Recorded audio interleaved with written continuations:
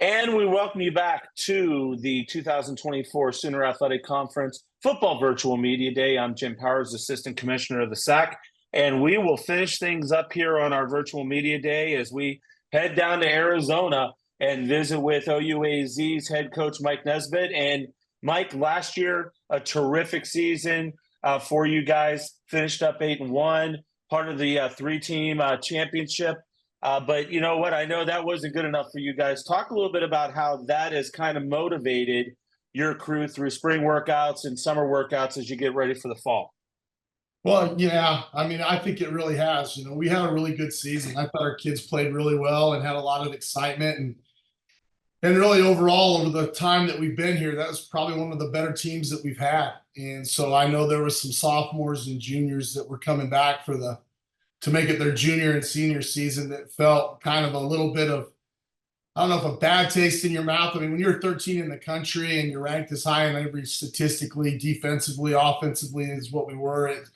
It's a really good season, but I know it kind of left everybody kind of unfinished, and I think that's kind of where this underclassmen group is coming back, and coaches and players, we're all kind of in the same boat of, we try to get out and make sure that we kind of can secure our own destiny and not leave it in some pollsters and some other people's hands from around the country, that we know that we got to take care of what we can to take care of and maybe be a little bit better.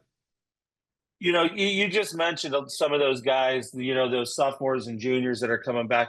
You've got an outstanding leadership group that is coming back, that they're going to take care of what they need to take care of, not only in the locker room, on the practice field, but in the classroom. Talk about how those guys have kind of taken the younger kids under their wing and telling them, hey, this is how we do things, and we're not going to end it like we ended it last year. It's funny because we had our first team meeting the other day, and it's always been that way here. I don't know. I wish I could bottle up and sell it, because I would be able to sell it to a lot of coaches all across the country, because our team has always been a really welcoming team. There's always been really good leadership on this group. Even the first two seasons when we hadn't even played games yet, going into that 18 season. And then every season after that, there's always that group that kind of can pull those guys together and show the new people and the new players in the program, this is how we practice, this is how we lift weights, this is how we go to position meetings, this is how we handle ourselves in the cafeteria, in the classroom.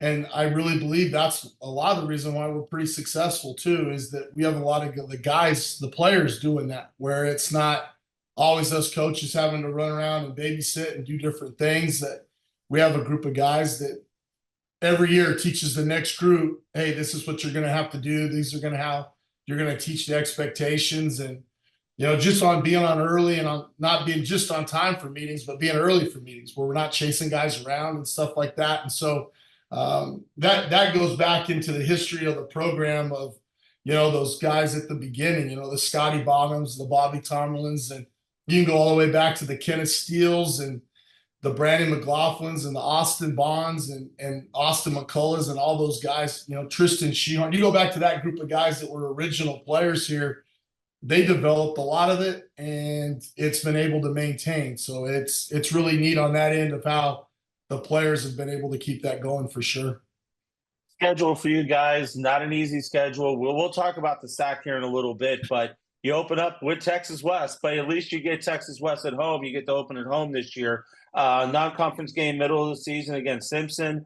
Talk a little bit about the schedule, and especially opening up against one of your rivals, game one, week one, for a conference matchup. Oh, no, I'm really excited about it. It was really heartbreaking when Arizona Christian decided to leave us off their schedule and drop out of that game, because I really think it makes your summer better when you open with a big game. I know some coaches want that easy game or, that kind of non-conference game that you can kind of get in there. I think when it's a conference game or maybe your rival across town or whatever that is, I think that generates excitement about the off-season program. The kids see it in the spring. They know the schedule's coming out in the spring. They see it as they go into spring ball. And I think it gets them excited to play a big game, and then with a new staff and a whole new defensive staff at Texas Wesleyan, and they were so powerful offensively last year. So, it'll be kind of interesting to see how that new group of coaches on one side of the ball kind of can take Joe's old team and kind of rally them together and get them going again. And I know they're going to be good. So I think that's an exciting part. You know, you're going into training camp with a big game that they're going to be nationally ranked. We should be nationally ranked, and it should be a lot of fun to start the season. Talk a little bit about your offense first, Coach, and you've got some guys coming back from last year, and you know it all starts and stops, I think, with that quarterback position. Talk a little bit about how that's been working for you, and then we'll talk a little bit about the guys out on the edges that year in and year out, you guys have guys outside that can make big plays for you. Well, you know, that quarterback position, we've been really fortunate, you know, knock on wood, that we've had some guys that have grown up in the program, you know, from Austin and McCullough there and all the way into, you know, Carter and Luke over the last, you know, 7-8 seasons. So it's neat, you know, that those guys have been in the program and been raised in it. Luke's had a fantastic offseason. He's probably gained another 20, 25 pounds in the offseason, and his throwing motion is really good, but he's done a great job off the field. His spring practices were good. You know, he was leading the run test and really good in the weight room today. And so it's been a real positive, and it's neat to watch a guy, you know, like Luke. I joke around about him a lot, but you know, there was 2 seasons ago when Luke was named the third, and he'll probably be embarrassed that I said it, but Luke sat on the bench and as a competitor was just out heartbroken that he wasn't the guy, you know, that he wasn't going to be named the starter. And I told him, hey, just your time's coming. You're just not there yet. And thankful for OUAZ football, he didn't pack up and head back to Houston, or like happens so many times nowadays, enter the transfer portal, right? Just throw it all in and I'm out of here. And I tell the freshmen all the time, you should go talk to that guy, because that guy Luke had a battle every day to be where he's at. And I think that's why he was so successful last year, is he had to wait his turn, he had to wait his time a little bit. He fought through that adversity. And then when he got that moment to be the starter, it accelerated him into some really good things. And I think it keeps pushing him, you know, it's that hidden drive. And then we've always been fortunate with our outside wide receivers. You know, we've always had some good skill players here. Our coaching staff has always done a great job of going out and recruiting guys and getting guys in here that fit our offense, that can run and catch some balls and do some really good things, you know. And so the skill position for us offensively, receiver, running backs, you know, have always been, you know, we've been real fortunate there to have some good kids that really know how to work hard and play for us.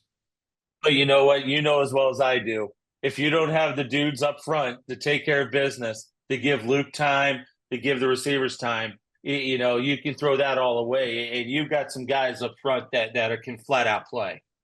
Well, that's an exciting group, because it kind of reminds me a lot of that 19 and 20 team where our starting center's back again for another season. You know, we've got both guards back. Our starting guards are both back, and both of our tackles are back. And then we did a really good job in the signing class. And then the year before signing class was really good. So we were able to keep about 7 or 8 freshmen from that initial group. They're going into their redshirt freshman year, that we think will be able to contribute and help. But David Sanchez at center, all conference, all American guy. Zach Woltz again at guard, and then Zane at tackle, and then Mark O'Bannon's coming back over there at tackle too. So, you know, when you talk about your core group, you know, you got a pretty good group. And then I think we did a really good job of growing up some of our bigger tight ends and our big body guys. And so Carson Hacker will be back this year. And then we have 2 really good freshmen, Michael Schinkel and then Andrew Cannon, that had great springs, really, really good springs, that we expect to do some good stuff and really get after it. So it's an exciting group to kind of see those guys and see how they're building and what they're doing. It's a lot of fun. It really is. Defensively, I know that's where you hang your hat on things with this team, with your teams in the past. I think your secondary could be one of the best secondaries in the country, bar none. Yeah, you know, our back end group has really developed and played really good. You know, it's a couple guys back there. When you look at KG and some of those kids on the back end that are doing a really good job for us, you know, there's going to be a little growth back there, and there's going to be some young guys. But Tyler Faber had a great year last year and came along He did a really good job in the spring. And we've added some new guys to the secondary a little bit. I think Coach Dominguez did a fantastic job in recruiting and getting that secondary a little bit older in some spots. And then we had some really good freshmen grow up and be ready to play. But our secondary is, with Malachi coming back and Campbell and those guys, I think that's going to be a really good group. And the D line is solid year in and year out. Talk about those guys that are going to be putting a lot of pressure on opposing teams' lines and quarterbacks. Well, when you look at the front, our front's been really, since we've been here, and that's something that we've always kind of wanted to emphasize. Our D line, we always thought if our D line was really, really good and the back end could cover a little bit, we would have a chance. And I'm really, Arvell Ferguson's coming back up front, and he kind of knocked off the rust last year and started to get into play a little bit more. And he's had a great offseason, stayed here all summer, looks good. Giovanni White, he played through the whole season with an injury last year. He had a sports hernia and didn't miss any. Oh, I'm probably not supposed to say that. Okay, cut that out. Don't get me in trouble. But Giovanni White, had to play through some injuries last year, and he never missed any time, practice or games, and he played fantastic. Was an all-conference player for us. We expect him to really get after it again. So that's another group that we see a lot of development, a lot of guys really getting after it. And so those two guys, if we can set some edges and do the pass rushes and stuff that we've done in the past, those guys are playing really good. Coach, talk a little bit about your linebackers. We talked a little bit about your secondary and the guys up front, but you've got a great linebacking crew coming back this year as well. Yeah, we really do. We got 3 guys coming back off of last year's group. Isaiah Cotton has had a fantastic off-season, summer, and spring. Had to play injured last year for most of the season and actually missed a few games. And so to get him back in a full season and looking healthy and great. And then we have D'Angelo Jackson that we really believed, probably could have been an all-conference guy, maybe even first team last year, coming back and getting to play his next season. And he battled some major health issues last year and didn't miss a game for us. And it showed a lot of dedication to the team and the environment. And then the next one in that group was Anthony Eccles. Anthony Eccles is coming back for his second season, and he's going to be playing kind of a hybrid spot, moving in and out for us, and just a fantastic player. And then Trey Overton's another one that we lost early in the season, and to get him back and be in the mix and actually graduated. Now he's working on his master's and in the grad program. And so it's an older group and a really good group of kids that have done some great things for us. So we're looking forward to that linebacker group. Coach, I saw this before I started on with the SAC, but I know our football side of things is one of the best in the country. With 3 teams tying for the conference championship last year, we send one into the, to the tournament. You guys were just on the outside looking in. But I think people around the country need to understand that our football here in the Sooner is as good as it gets in the country. Well, I totally agree with you. I do. And I think we're at a point, and we've talked about it, I know, as head coaches and in AD meetings and with different people, but I've been pounding the table since last offseason when we got knocked out, when we weren't voted in. But one, as a conference, I really believe we got to start playing some of these other conferences. And then on the other end, those other conferences have to be willing to travel to Arizona, travel to Langston, travel to Dallas, and put us on their schedule and start playing some home games and get some more. And not just the KCAC, that one, right? We got to get up in that Morningside League. We got to get over there with Reinhardt and Georgetown.